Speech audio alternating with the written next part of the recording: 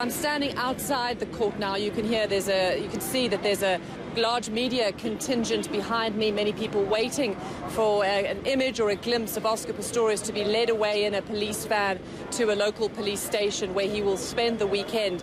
His bail application was postponed until Tuesday.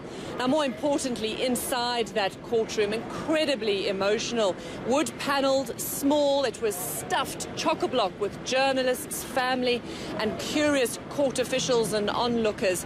When Oscar Pistorius walked through from the holding cells, he was wearing a dark suit.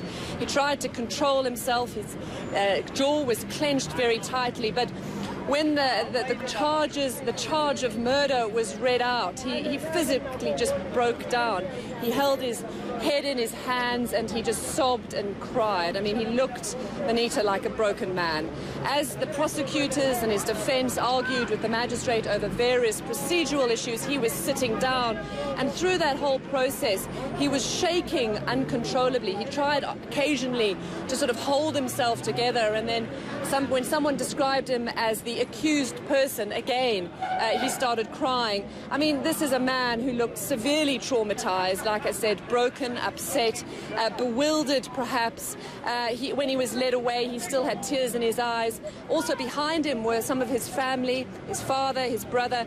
But I think this, I think the enormity of what is facing him perhaps has sunk in, and it must have been an incredibly difficult experience for him, quite humiliating, I think, also for a man who had really achieved the highest of highest.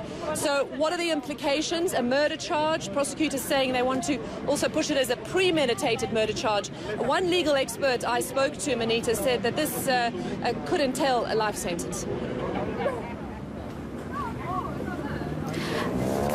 Robin, has there been any more word from Reeva Steenkamp's family, any more indication or some sort of light that they could shine in terms of the kind of relationship or the kind of man that Oscar Pistorius was with Reeva? You know, I think none of those details in terms of what the relationship was like have come out. And I mean, no doubt witnesses will be called in court as this legal process continues. We do know that there was a post-mortem, according to local reports, carried out on Reeva in the last 12 to 48 hours.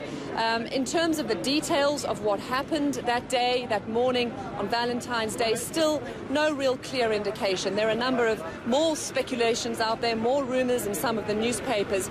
But you know, the fact that this has been postponed until Tuesday and Wednesday means that we won't hear any official detail, and also will perhaps have to rely on or not rely on the leaks coming from either the prosecution or the police. So still a real sense of no real understanding of what happened and what drove Oscar Pistorius to shoot his girlfriend.